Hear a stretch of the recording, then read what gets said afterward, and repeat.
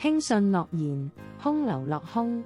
我係子琳，今晚嘅藥方係隨口許下嘅承諾，唔好放喺心上過重。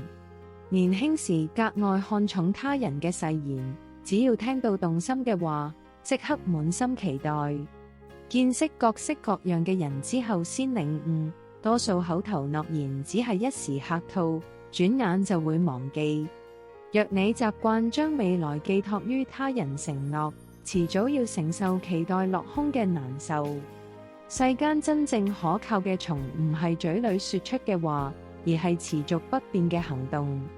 兩個人能夠長久信任，唔靠動聽誓言，而係點滴堅持。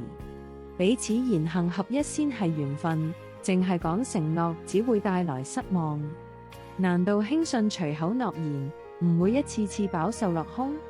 我係子琳，看淡虛言，維持清醒，點個訂閱，願你從此百毒不侵。